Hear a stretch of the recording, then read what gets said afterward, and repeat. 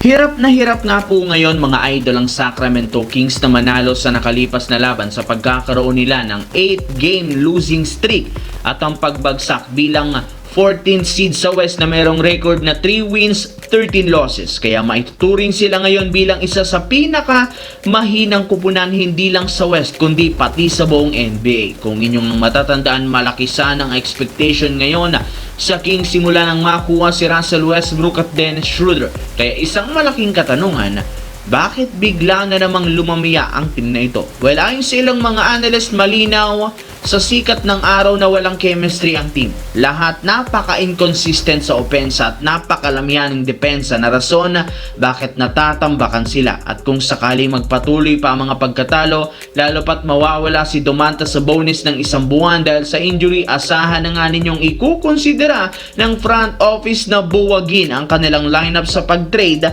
ng halos lahat sa mga key player. Samantala, makakalipas lamang ang ilang linggo mula nang manahimik ang trade rumor si Jonathan Kuminga, bumalik na naman ito matapos siyang magtamo ng injury at hindi nakapaglaro sa team sa nakalipas na laban. Alam naman nga ninyo na simula nang pumirma si Kuminga ng bagong kontrata sa Warriors, pinaniniwalaan na mananatili ito sa team sa susunod na taon lalo pat naging maganda ang performance nito. Ngunit ang akala ngang itong bigla na lang nagbago matapos uminit na naman ngayong araw ang trade rumors patungkol sa kanya. Kagaya last year, matapos siyang magtamo ng injury, bigla na lamang siyang tinanggal sa starting lineup at inaasahan na maglalaro muli ng off the bench, which is hindi tanggap ng kanilang batang player. Sa madaling salita, magkakaroon naman ng hindi pagkakaintindihan si Coach Steve Kerr at si Jonathan Kuminga. At kapag nagtuloy-tuloy ang pagbangko nila sa kanya at ang posibilidad na pagkakatanggal sa rotation, hindi malabo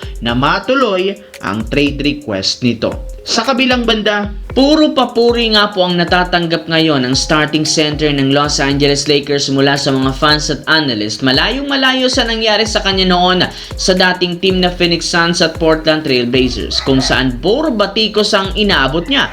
Maliban sa pagkakaroon ng consistent game sa opensa at depensa, iniisa-isa nga po nito ang pag-outplayed sa ilan sa pinakamagagaling na big man o sentro. Halos lahat ng nakakatapat kayang dominahin, pero sa kabila niya na may ilang mga fans ang duda kay Ayton dahil marami pa siyang dapat patunayan. In fact, kailangan nga nitong ma-outplayed ang itinuturing na best big man ngayon sa NBA na si Nikola Jokic kapag nagkatapat ang Lakers at Denver. As of now, si DeAndre Ayton ang inaasahan na may kakayahang bantayan si Jokic ng one-on-one.